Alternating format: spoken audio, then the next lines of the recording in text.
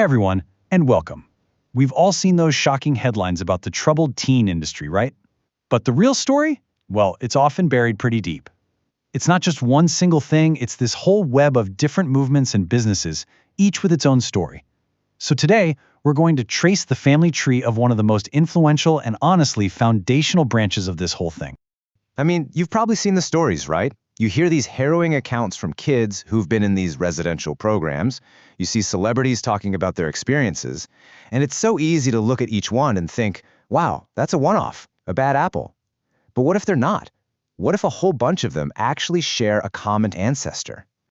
Okay, so here's the thing. The real story here isn't about one bad school. It's about this massive, sprawling family tree. And the craziest part, the seed for that tree, it wasn't planted in some well-meaning field of education or psychology. No, it was planted in a notorious 1950s cult. All right, so to really get a grip on this industry today, we have to go back, way back, to the very beginning. We're talking about a straight line from a group called Synanon to an organization that would become the blueprint for literally hundreds of programs that followed it, an organization called CDU. So Synanon, it kicked off in the late 50s right here in California as this, radical new drug rehab program. But over time, it totally morphed into this controlling what they called totalist cult. And that just means a group that demands absolute, total control over every part of its members' lives. The people who started Synanon, they pioneered these really intense, super confrontational techniques designed to just break people down. And guess what? The three guys who founded CDU, they were former members. And they brought all of Synanon's methods right along with them. And what's just mind-blowing is how directly CDU just lifted Synanon's core techniques. Seriously, they took these super controversial methods, kind of stripped away the most obvious cult-like stuff, and then they rebranded it all for desperate parents with struggling teenagers. So Synanon had this brutal marathon encounter session they called the Trip. At CDU, it became the Pro Feat. Synanon's group attack therapy, known as the Game, well, at CDU, they called them RAPs. It was literally a copy-and-paste job. So, with this whole rebranded cult methodology, CDU didn't just create a school. Oh no, it created a scalable business model, a full-on empire built on a cult's foundation. And just look at how fast this thing grew. It all starts in 1966, with just a handful of teens in the founder's house. By 1982, boom, it's already expanding into a second state. And then by 1995, it is a full-blown corporation with 10 different facilities. I mean, this was the birth of an entire industry. But let's just take that term profit. This was not a therapy session, okay? This was a multi-day ordeal. We're talking sleep deprivation, intense psychological pressure, all of it designed to just completely dismantle a teenager's sense of who they are. And this practice, ripped directly from the Synanon playbook, was an absolute cornerstone of the CDU program. And you have to understand, this wasn't some clinical institution with independent oversight. Not at all. At its heart, CEDU was a family business. The founder, Mel Wasserman, his wife Brigitte, his son Mark was the CEO. You had at least 2 other family members in senior roles. This kept everything, the control, the money, and that methodology, tightly within the family. But of course, a blueprint this powerful didn't stay locked up within CDU. When staff members eventually left, they didn't leave the model behind. No way. They packed it up, took it with them, and started planting new seeds all across the country. This created what researchers now call the CDU diaspora. And you can literally trace how this thing spread just by tracking the careers of a few key people. Take these 3 guys, Tim Brace, Bill Valentine, and Rudy Benz. They all worked together at CDU. Then, over the next 15 years or so, they basically became human vectors for this methodology, carrying its confrontational workshops and its strict control structures to a whole new generation of schools.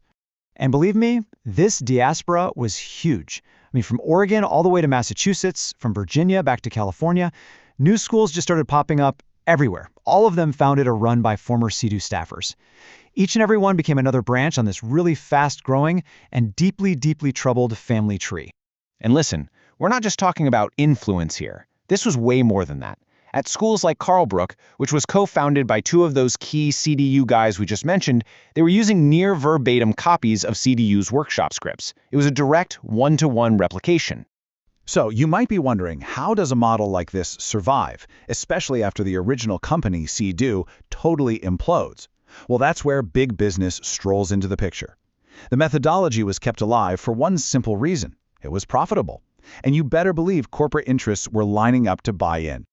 The big turning point really came in 1998, and it came with a massive price tag, $72 million. That's how much a company called Brown Schools paid to buy CDU. And get this, Brown Schools was owned by a private equity firm that had its own history of being financially shaky. In fact, a spokesman for the firm that bought it later admitted that the price was inflated by more than $22 million. Think about that. This created an insane amount of debt. And when you're drowning in that much debt, what's your priority? It's not therapy. It's not education. It's filling beds and making money at any cost. So, inevitably, the whole house of cards came tumbling down. In 2005, Brown Schools filed for bankruptcy. But the story doesn't end there, not even close. At the bankruptcy auction, everything got sold off. The physical campuses, the infrastructure, even the business model itself. It was all chopped up into pieces and sold to the highest bidders. And who do you think those bidders were? They were some of the largest for-profit behavioral healthcare corporations in the entire country. We're talking giants like Universal Health Services, UHS, which snapped up CDU's Idaho campuses, and Acadia Healthcare, which through a bunch of mergers got its hands on another major branch of this family tree.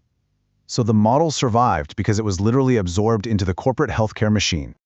And all of this brings us right up to today, because even though the company called CDU might be long gone, its legacy is very, very much alive. It's still shaping an entire industry that to this day operates with shockingly little oversight. And we have to be clear about this. The consequences of that legacy have been absolutely devastating. We're talking about a documented history of abuse, of neglect, even cases of student disappearances that have never ever been solved. So this isn't just some dry corporate history we're talking about. This is a story with a profound and often tragic human cost. So you have to ask, how does an industry with a history like this just keep on going? Well, it creates a shield for itself. Back in 1999, a bunch of industry insiders, including some of those key players from the CDU diaspora, got together and founded an organization called NatSap. Now, it presents itself as this official-sounding, self-regulating body, but in reality, its main job has been to act as a trade association and a lobbying group to fight tooth and nail against any real federal regulation. And then, in 2007, that whole illusion of self-regulation basically just shattered. A director from NatSap was testifying before the U.S. Congress and admitted, on the record, that the organization has no process for checking if its members are even following its own ethical principles. Let that sink in. It is self-regulation in name only. And that brings us to right now, today. The direct descendants of CDU are still out there. They're operating under slick new names, owned by these massive healthcare corporations. And you know what term they love to use in their marketing? Emotional growth. And here's the kicker. That very phrase was invented by a former CDU staff member, specifically to put a nice, friendly face on the exact same methodology we've been talking about this whole time. So that leaves us with one final and I think really critical question. We've seen the path, right? From a 1950s cult to a family business, to a corporate asset traded on the stock market. Sure, the names on the buildings have changed. The owners are definitely different. But when you look at this entire history, you really have to ask yourself, has the blueprint actually changed at all?